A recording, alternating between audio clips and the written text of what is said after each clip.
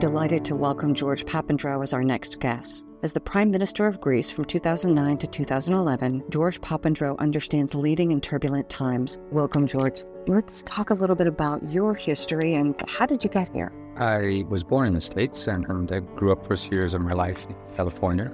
It happened my father had left Greece when he was somewhat of a young man. The reason was that there was an authoritarian dictator in Greece, and he was opposing it and jailed and beaten up and decided that he wouldn't be safe in his own country. So he was a refugee. And later on, some years later, I also was a refugee. Our whole family left. There was another dictatorship in Greece in the 60s. And I went to, basically were in Sweden and then in Canada. So I traveled quite a bit. But my grandfather was also a refugee. 6 times in his life he was either jailed or exiled fighting for democracy. And my great-grandfather also. So I have a deep empathy for what refugees go through, but I also have seen that the narratives we now have about refugees are very wrong.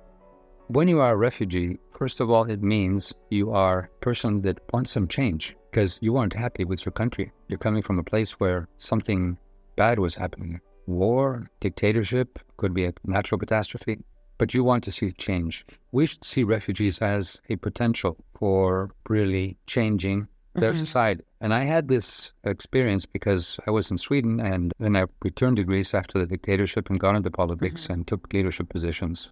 At some point, the Swedish Prime Minister, Palme, luckily he was later assassinated, he invited me to one of his campaigns. And what he wanted to do is to talk to the Swedish people about why it was important to have refugees in Sweden, why they were accepting refugees from different parts of the world. And he would ask me to speak in Swedish because I had lived in Sweden. And then he would say, refugees are important because they are change engines. They go back to their homes. They go back to their countries when the situation allows. And they bring with them a lot of skills that they've learned. Practical skills. It could be political skills. It could be the fact that they've seen democracies work. Let's say a refugee in the U.S., many people may stay here. They may integrate, but others will go home. And they will certainly keep ties with their homes. That means that they will have seen, and that was something of my experience, they will have seen a different society. They will have seen that things can be different, that you don't have to have these dictatorial regimes, or you can function in different ways, or how you organize your schools, or how you innovate, and so on. And Philip Palme was saying we had in Sweden Bruno Kreisky, who became the Chancellor of Austria. We had Willy Brandt, who became the Chancellor of Germany.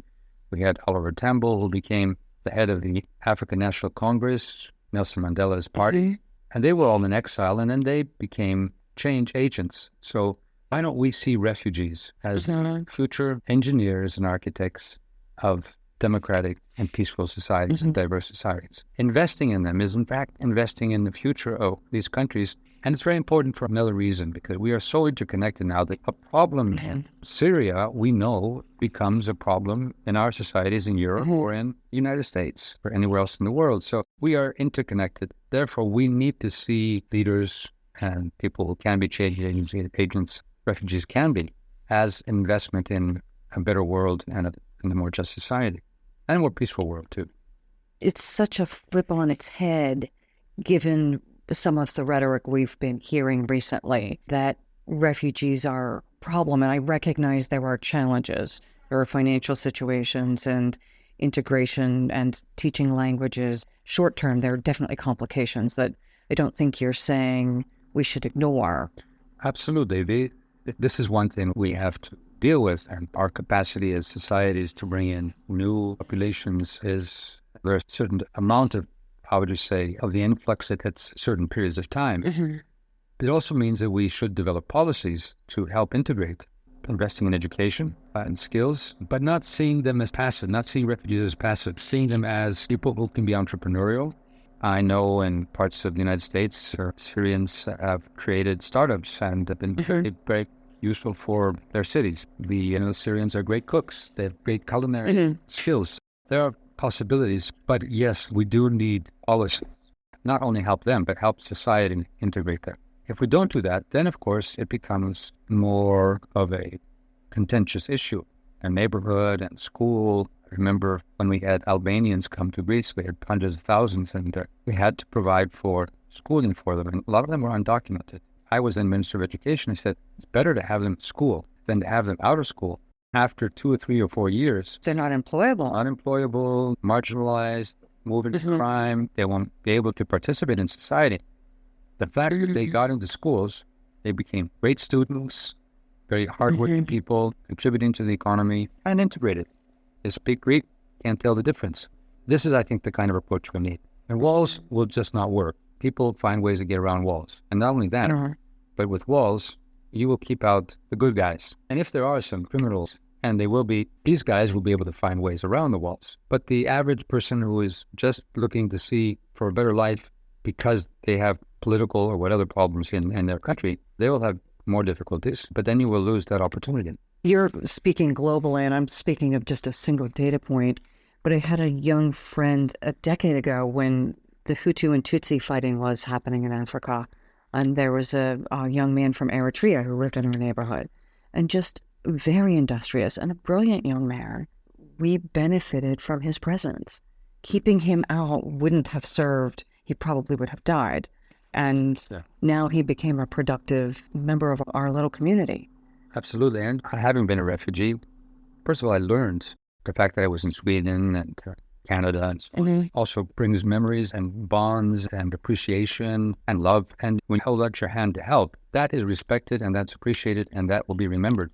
So these people will become more patriotic than many others. They will really say, I love America or I love Sweden. Of course, there are difficulties and there will be different cultures, but they will say this country has, opened its arms for them. That is very much appreciated. And of course, I appreciated the fact that Sweden opened up their arms to us and provided us with safety and work and education and even the experience. The friendships, the ties you make. This is also very important for business, for trade, and even for the fact that we are living in a more global world. If you are in a community and there are different groups, that should be seen as this is a window to understanding different cultures, and that is good for our younger generation to be able to have this contact, because that's the kind of world we've been living in. At least for me, it seems that the more ties we have of friendship, the more peaceful world we reside within. Absolutely, and the more understanding we have of each other. There are different traditions, and sometimes they're difficult, but I would say on the whole, we have much more in common. And if you bring out that commonality and use the diversity, the positive diversity as learning and fun and celebrating, as we're in a globalizing society, we will have to be able to create a world where we have some basic values we all agree on. And so that, in a sense, is what there's a German philosopher who talks about this for Europe, but I think it's also for the world. We all have our national or ethnic backgrounds, and we're very proud of our identities. And we are patriotic to our countries. But we may need now to think of being patriotic to values. Oh, I like that. I have not heard that. Yeah. When you say constitutional patriotism, it's basically or patriotic to values. And patriotic to values will unite us. So we share these values. And to do that, you need dialogue, you need integration, you need people to talk about these issues when there are differences.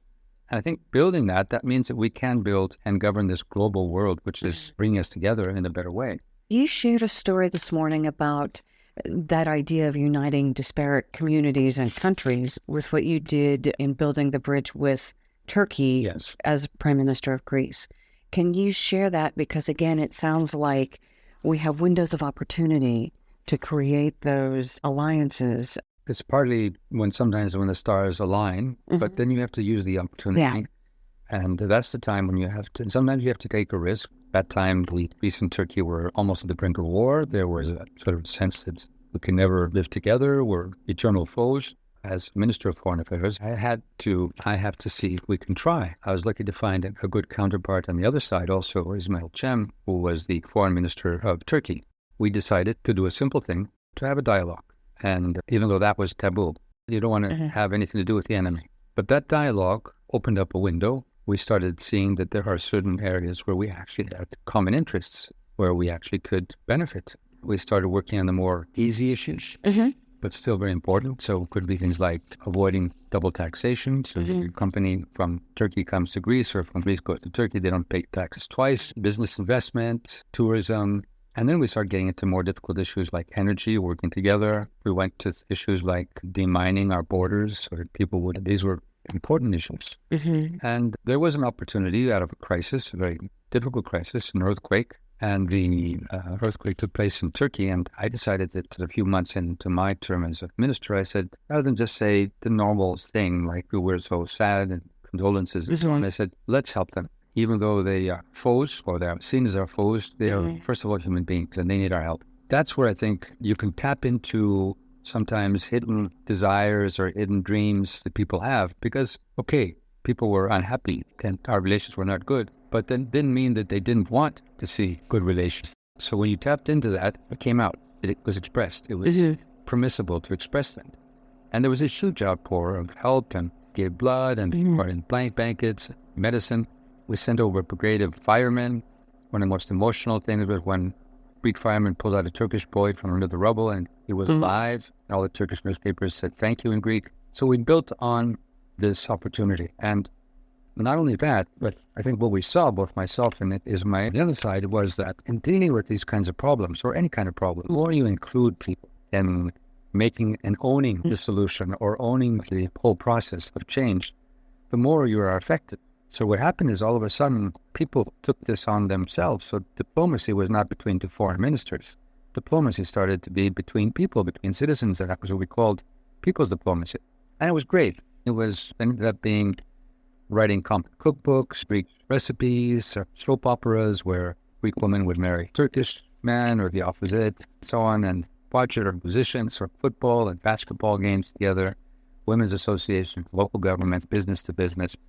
And then that ended up also as a really important cooperation. We also saw that working together, we could be influential for peace in the region. The Balkans had Kosovo War, so we started working on humanitarian issues.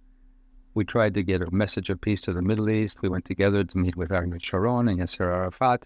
We were able to show that these were important things. The Olympic Games, Atlanta now, the basic reason the Olympic Games ever took place in ancient Greece was to create peace. It was three cities that were warring amongst each other. They decided that they had to ask the think tank of the time, which was in Delphi, the Oracle. And the Oracle said, why don't you organize a big festival?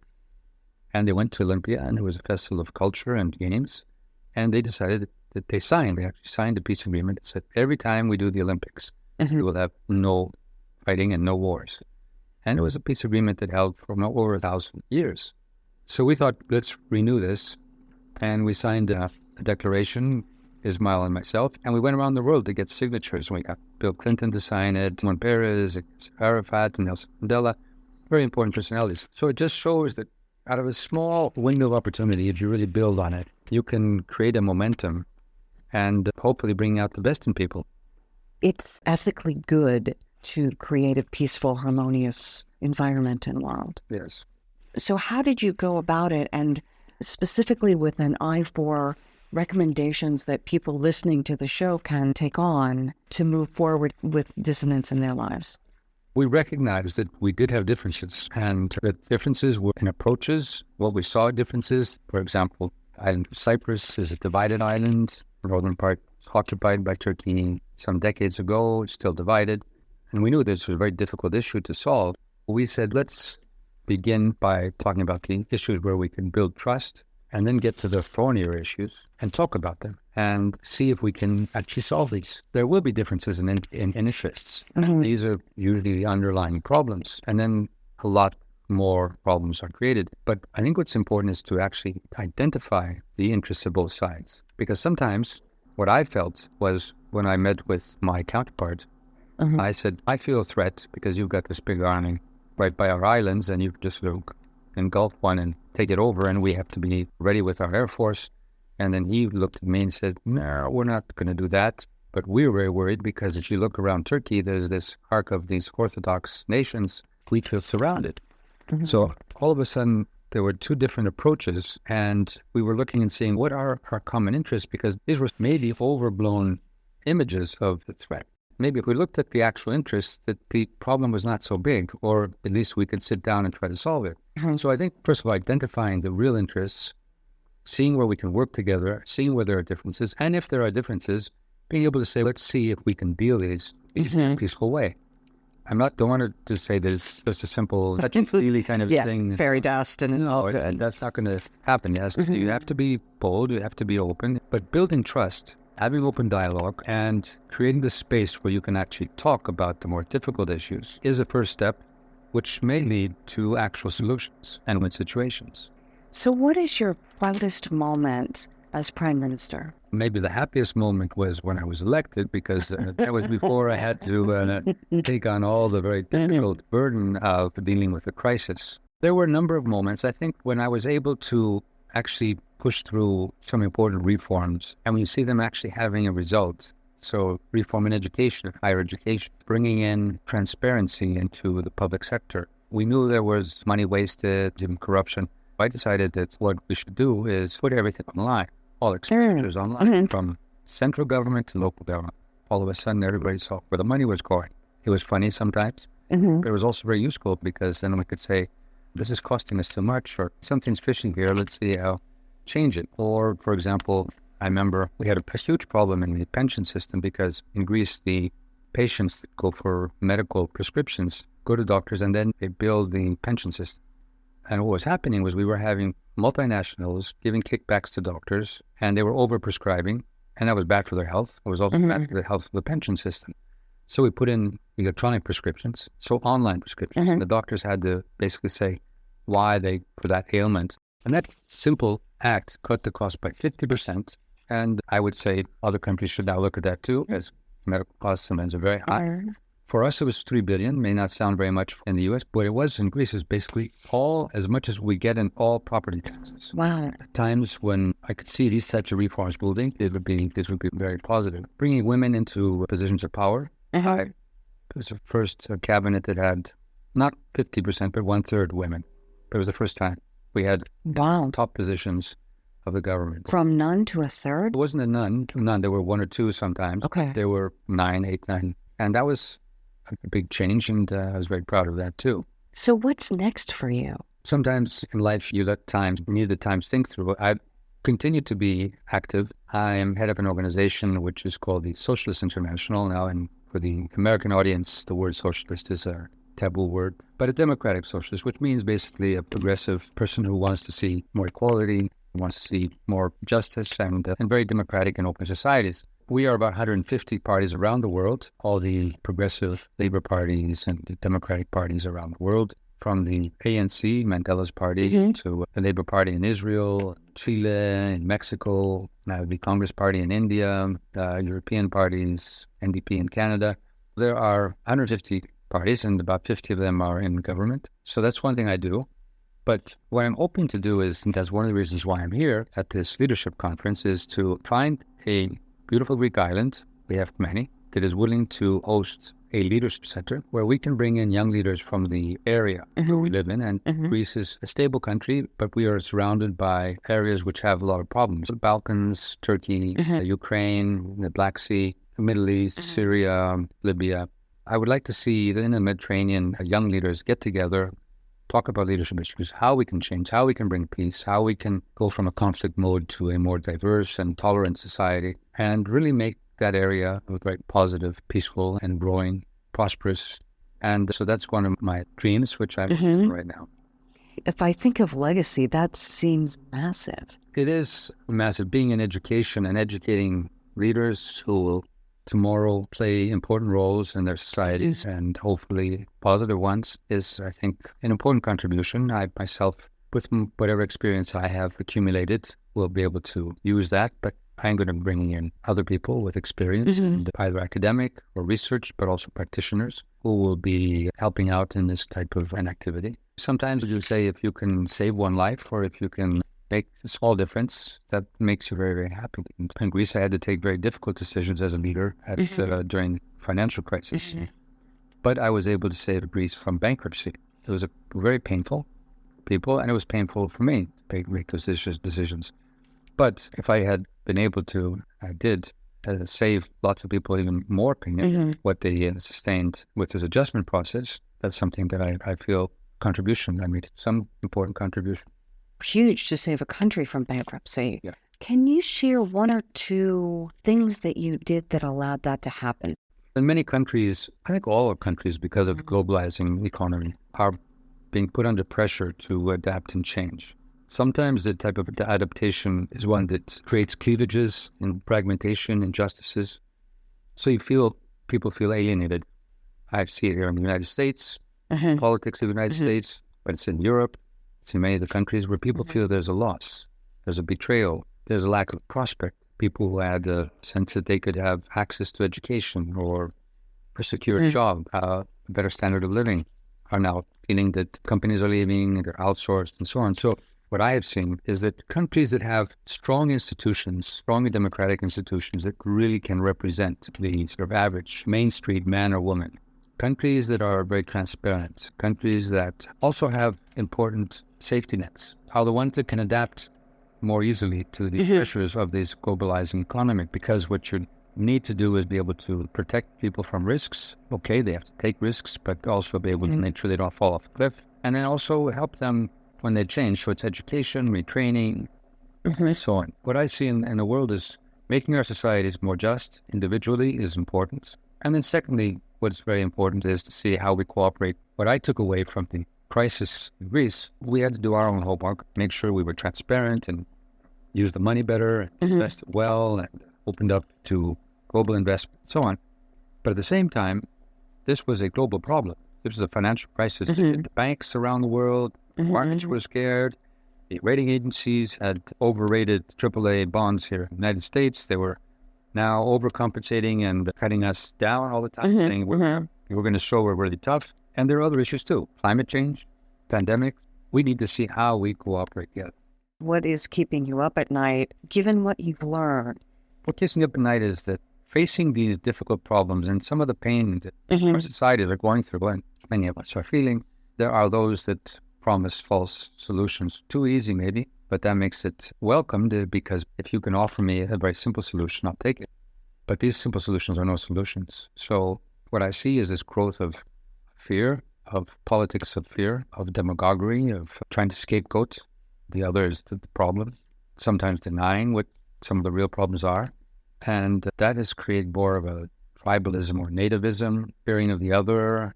And people always, when they have these insecurities and uncertainty, they think that sort of an authoritarian type of leader he will be the solution. And I think that's the opposite. We don't need to build walls. We need more cooperation. Climate change, for example, is not going to be stopped by any kind of a wall. Even refugees will not be. Pandemics will not be stopped by walls. So we need to cooperate. Secondly, we need to build solutions based on research, science, facts. And we need to build up a sense of solidarity with problems around the world. That is the challenge. And I feel that if we don't live up to that, then we will see a more fragmented world. I would make it a bit of an example of what I mean.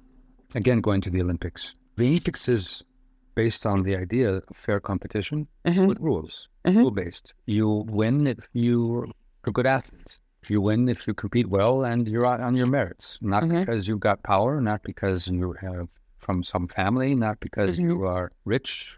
It's because you did well. And not only that, but it promotes a sense of peace. You know, this is fair competition. It's also peaceful competition.